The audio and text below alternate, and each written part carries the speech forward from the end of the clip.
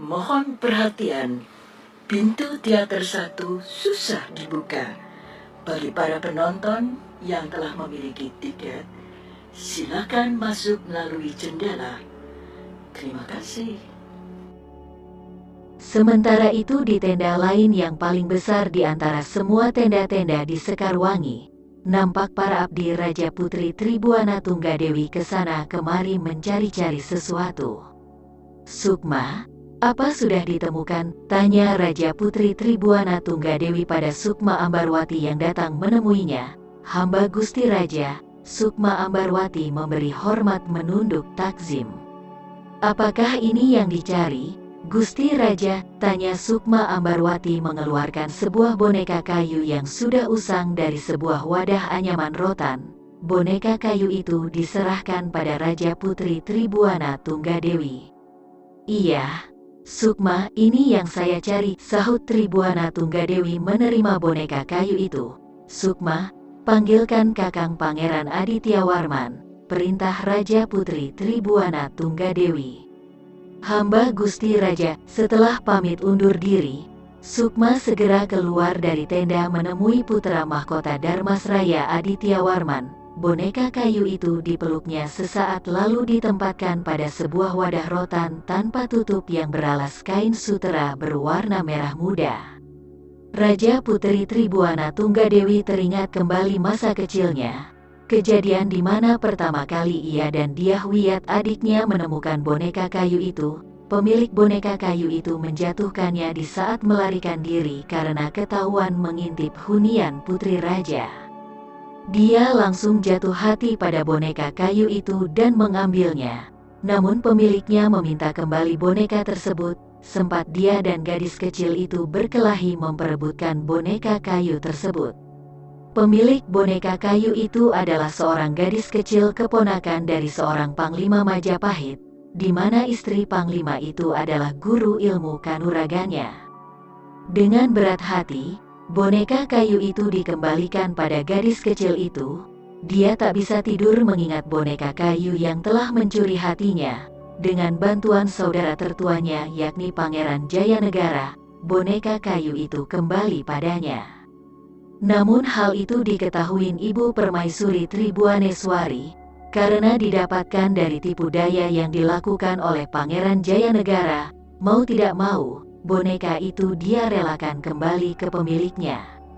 Beberapa hari kemudian, di tengah malam, gadis kecil itu datang ke kamarnya dan memberikan boneka kayu itu padanya dengan ikhlas.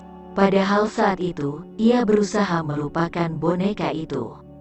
Boneka kayu itu bernama Golek Kayu Mandana.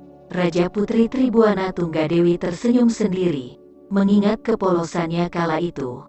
"Ayu Wandira, terima kasih," gumamnya lirih. Tak lama masuklah seorang lelaki tampan yang kumis tipis. Sebelum duduk bersila, lelaki itu memberi hormat menunduk takzim. Barulah dia duduk bersila di depan Raja Putri Tribuana Tunggadewi yang duduk di kursi gading berukir. "Dinda," sapa Adityawarman. "Kakang, apa Raden Jasawiret sudah ditemukan?" tanyanya.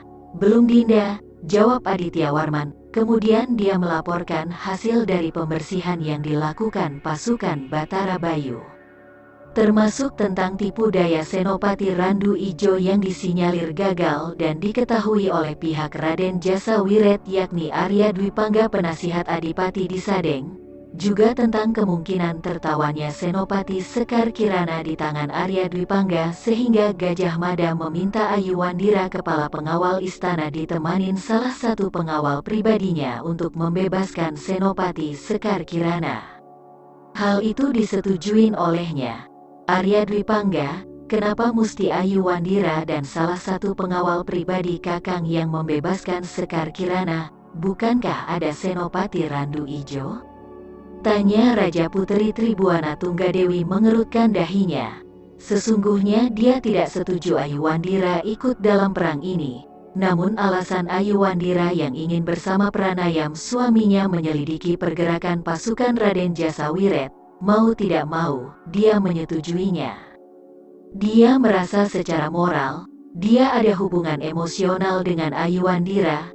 gadis kecil pemilik boneka kayu Mandana, boneka kayu yang selalu menjadi teman sekaligus sahabatnya di kala ia sendirian.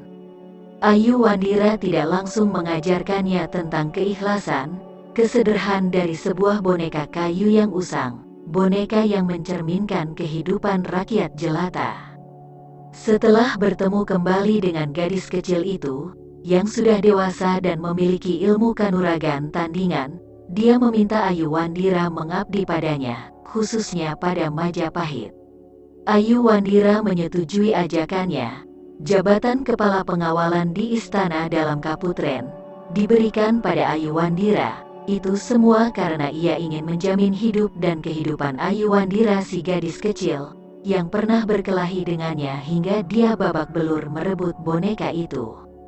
Aditya Warman lalu menjelaskan pada Tribuana Tunggadewi tentang Arya Dwi Pangga. Dinda, orang yang menjabat penasihat Raden Jasa Wiret bukan orang biasa.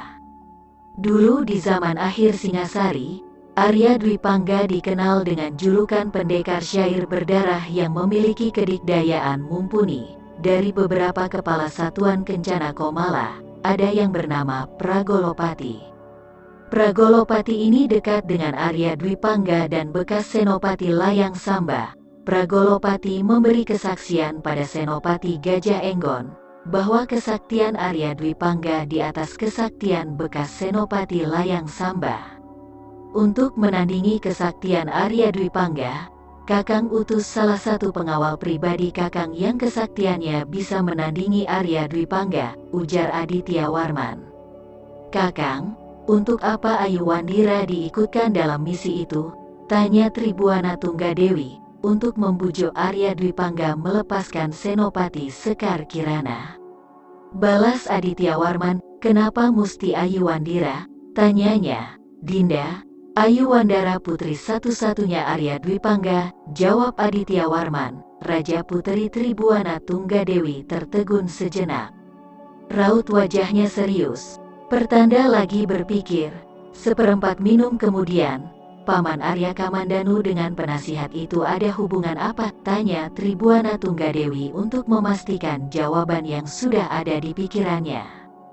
Penasihat itu saudara kandung tertua Paman Arya Kamandanu, jawab Aditya Warman. Kakang, adakah kemungkinan Ayu Wandira mengikuti ayahnya? Tanyanya lagi. Tidak Dinda, Ayu Wandira berseteru dengan ayahnya, jawab Aditya Warman. Hukuman untuk Raden Jasa Wiret sudah jelas adalah mengasingkannya karena masih wangsa rajasa. Ini sudah kita putuskan tadi siang. Hukuman apa yang akan kita berikan pada Arya Dwi Pangga bila mana bisa ditangkap? Ujar Tribuana Tunggadewi. Dinda, Kakang tidak bisa memutuskan hukuman untuk Arya Dwi Pangga. Kakang akan rundingkan dengan Paman Mahapati Arya Tadah, beberapa mahamenteri, Rakayan dan Patih Gajah Mada, seperti halnya keputusan hukuman untuk Raden Jasa Wiret yang dirundingkan dengan mereka.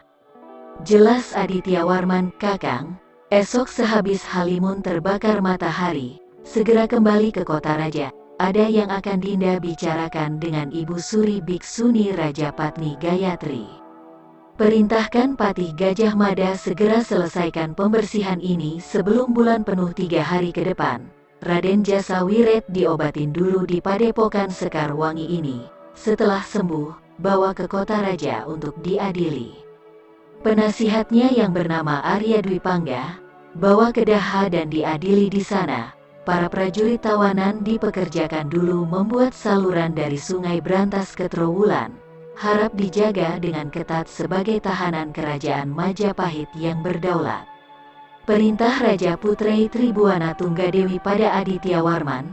Setelah mendapatkan laporan langsung dari Aditya Warman tentang pembersihan para pemberontak Sadeng dan Ketah, Raja Putri Tribuana Tunggadewi kemudian beristirahat di tenda itu, dijaga oleh kesatuan khusus Cakra Surya yang semua anggotanya berjenis kelamin perempuan, sedangkan di luar tenda, dijaga oleh Rakembar bersama konco-konconya yakni Rabanyak, Rawarak, Senopati Seta, Senopati Girinanda dan Senopati Yuda Rejong, dengan pasukan Batara Bayu dari kesatuan intinya.